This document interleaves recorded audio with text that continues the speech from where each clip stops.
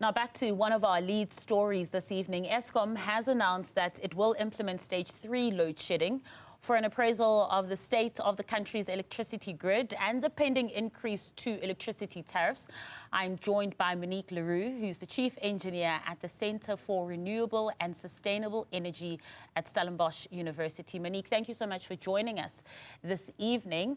Well, I want to quote the CEO himself. He said a potentially temporary setback, load shedding, is largely behind us due to structural improvements in our generational fleets. And of course, those were the words coming from the Eskom CEO. And most South Africans have been enjoying no load shedding for almost a year now.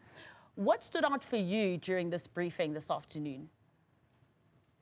Absolutely. I think no one thought that they were going to start their weekend with load shedding. It's something that's just completely at the back of the mind of most South Africans, sort of a bad memory of something that has been. And I think it's caught everyone by surprise, including myself and most analysts. I think the briefing from the CEO and even from the electricity minister largely points to that they're thinking it's just a small blimp in the road, that it's something that was bound to happen, but they're definitely forward-looking and positive about what's lying ahead, that load shedding won't return to the levels that we've seen in 2022 and 2023, and that we've got positive news to look forward to. Whether that's the case and whether that will materialize, it still remains to be seen.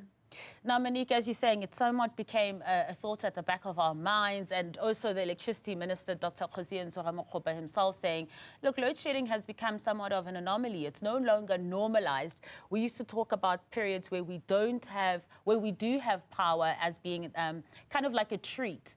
And now we are making seemingly some strides when it comes to the power utility. What was your take on the outages at Eskom's two best performing plants, which is Matimba and Letabo?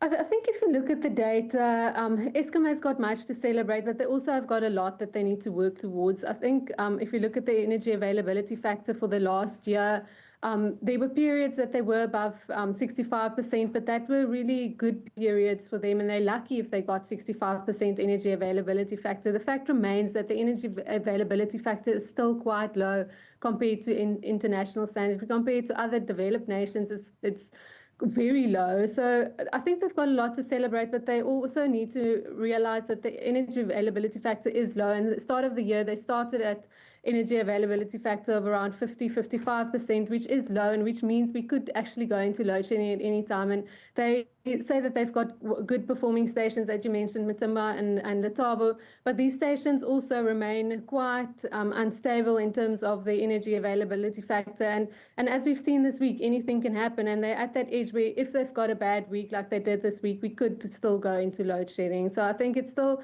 remains something that we should be cautious about going into the future, and that it's definitely not that we're out of the woods and that the plants are performing at the level where it should be on international levels. Yeah, and while strides are being made, we also were warned, as you're saying as well, that we're not out of the woods. Those were the words also of the electricity minister over the past couple of months when he's been questioned about what we've been enjoying as well. But Eskom says this has necessitated us to use our emergency reserves. Is that not a danger zone? What does that mean? Okay, so emergency reserves for them would mean that they're leaning into the open cycle gas turbines.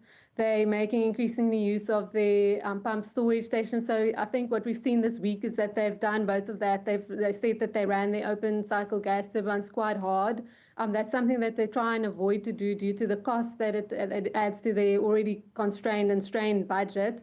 And then the fact that they're implementing load shedding now over the weekend also tells us that they've run the dams dry for the pump storage, which they would need to replenish over the weekend. Else we're definitely going to see load shedding in the coming week, which is something for economic and financial reasons for the country, which they would want to try and avoid. So if they go into emergency reserves, that's typically what they do, and they want to start building that up going into the next week to avoid load shedding during economic active periods. Is this something that you believe and trust, just looking at the track record over the past couple of months, can be achieved?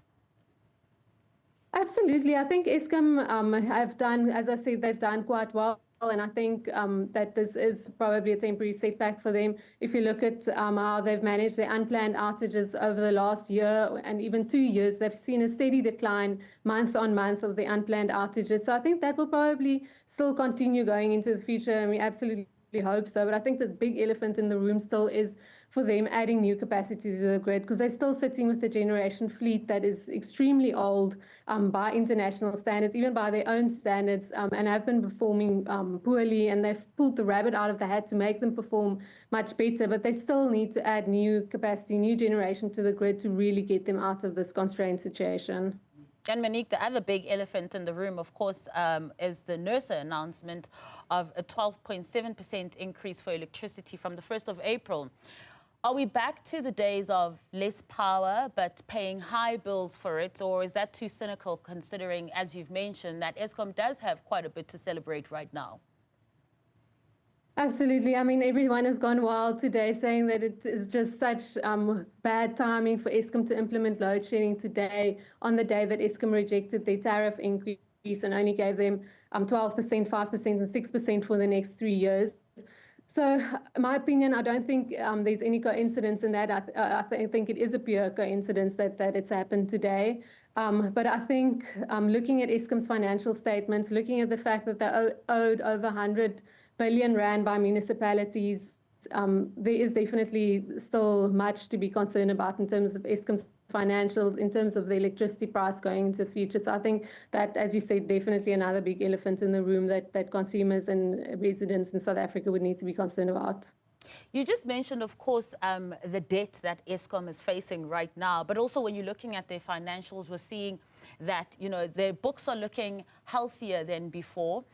So people may ask, why was this tariff increase needed if Eskom is showing great signs of improvement and their books also showing, a profit of 16 billion rand?